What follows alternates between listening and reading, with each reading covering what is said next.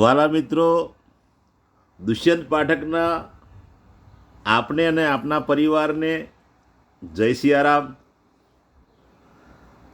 તો ગઈકાલે જ હું મારી અમેરિકાની યાત્રા પૂરી કરીને મારા વતનમાં મારા મૂળ ઘરે વડોદરા ખાતે આવી ગયો છું. આપ સૌના પ્રેમના કારણે યુએસમાં પણ મને બહુ સારી સફળતા મળી અને હું આજે પરત છું.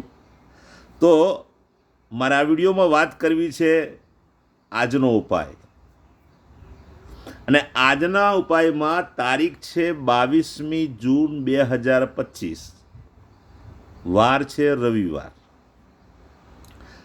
પંચાંગ કહે છે ભરણી નક્ષત્ર છે, શુકર્મા યોગ છે, મેષ રાશિનો ચંદ્ર પછી વૃષભ રાશિનો ચંદ્ર થશે, મિથુન રાશિનો સૂર્ય છે.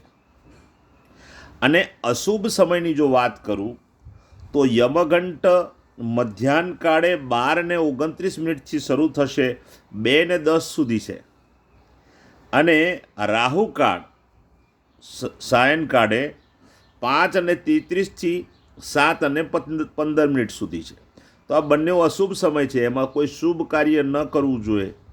આ સમયને એવોઇડ કરવો જોઈએ. કદાચ કોઈ કામથી બહાર બી જવું હોય તો આ સમયને બચીને રહેવું જોઈએ, સાવચેત રહેવું જોઈએ.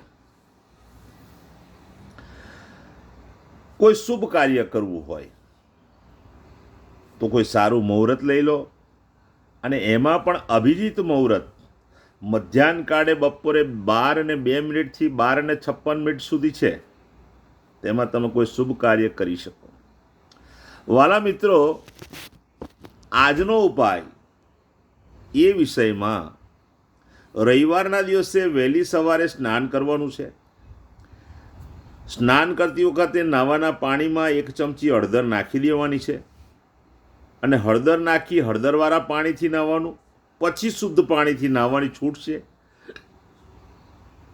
ત્યાર પછી ગાયનું ઘી આંગળી પર લેવાનું અને પોતાની નાભી પર તિલક કરવાનું. બીજું તિલક કરતી વખતે હાથમાં થોડું કંકુ લેવાનું અને એમાં ગાયનું ઘી મિક્સ કરી અને એ ગાયના ઘીવાળું કંકુવાળું તિલક તમારા કપાળમાં કરવાનું છે. ત્યાર પછી એક સફેદ કાગળની અંદર એક લાલ પુષ્પ અને ગોળ, નાનો અમથો કાકડી, એનું પડીકું વારી દેવાનું, પોતાના પોકેટમાં રાખવાનું 24 કલાક માટે. બીજા દિવસે વહેલી સવારે પીપળાના વૃક્ષના મૂળમાં અથવા દેવ મંદિરમાં જઈને મૂકી આવવાનું. રવિવારનો દિવસ છે સાહેબ, એટલે આટલો પ્રયોગ સવારે કરવાનો છે. સાયંકાળે શ્રી હનુમાનજી દાદાને 1 હનુમાન ચાલીસા અને સાથે સાથે કાગભૂષણની રામાયણજીનો પાઠ અર્પણ કરવાનો છે. ત્યાર પછી રાત્રે સૂવાના સમયે યથાશક્તિ મંત્ર બોલવાનો છે. આપ લોકોને ખબર જ હશે, તે છતાં ફરીથી એકવાર બોલી જાઉં કે ઓમ કૃષ્ણાય વાસુદેવાય હરે પરમાત્મને પ્રણત ક્લેશનાશાય ગોવિંદાય નમો નમઃ. આ મંત્ર 22મી જૂન 2025 અને રવિવારના દિવસે જેનો જન્મદિવસ છે તેવા બધા જ મારા મિત્રોએ ઉપાય જો કરવો જ હોય તો એક તાંબાના પાત્રમાં સફેદ તલ લેવાના છે, અને સફેદ તલ લીધા પછી તે તાંબાનું સફેદ તલ ભરેલું પાત્ર મહાદેવના મંદિરમાં જઈને ભગવાનને દાન કરવાનું છે. જેની મેરેજ એનિવર્સરી છે તેવા લોકોએ વૃદ્ધાશ્રમમાં અથવા અનાથ આશ્રમમાં અથવા કોઈ જરૂરિયાતમંદ વ્યક્તિને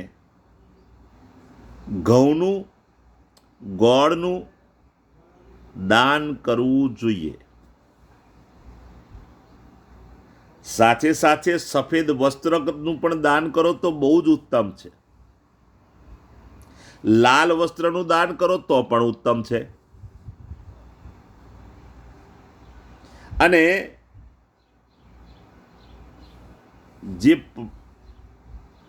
જેની મેરેજ એનિવર્સરી છે તેવા લોકોએ સાયંકાળે ભગવાનના મંદિરે લાલ પુષ્પ લઈને જવું, અથવા લાલ પુષ્પની માળા હોય તો એ ભગવાનને અર્પણ કરવી. બહુ જ ઉત્તમ પરિણામ આખા વર્ષ દરમિયાન મળશે. તો મારા જેટલા પણ ઉપાયો છે, હું જેટલા પણ વિડીયો બનાવું છું, એ મારું ફેસબુક પેજ છે દુષ્યંત પાઠક, ઇન્સ્ટાગ્રામ એમાં પણ દુષ્યંત પાઠક જ નામ છે, અને મારી યુટ્યુબ ચેનલ છે એ પણ દુષ્યંત પાઠકના નામથી જ છે. તમે સર્ચ કરો, તમારે જ્યારે વિડીયો જોવા હોય તમે ઓપન કરીને જોઈ શકો છો. બહુ સામાન્ય ઉપાયો આપું છું, બહુ સામાન્ય ખર્ચામાં આ ઉપાયો થઈ જાય છે, પરંતુ આ ઉપાયો સતત કરવાથી માણસના જીવનમાંથી સંઘર્ષ ઓછો થાય, ચિંતા, પીડા, દુઃખ 100% ઓછું થાય.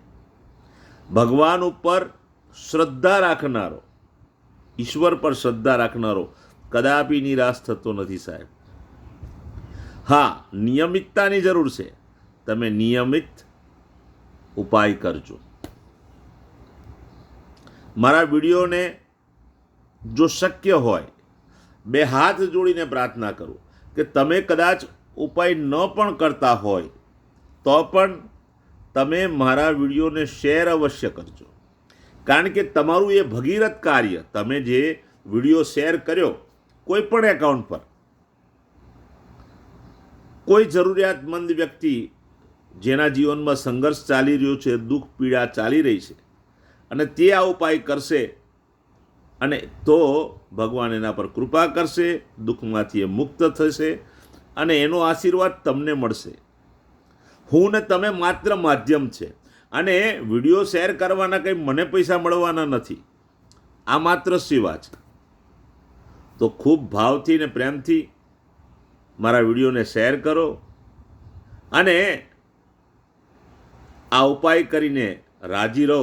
બસ એ જ ભગવાનને પ્રાર્થના. ફરીથી નવા વિડીયોમાં મળીશું. આપ સૌને મારા જય સિયારામ.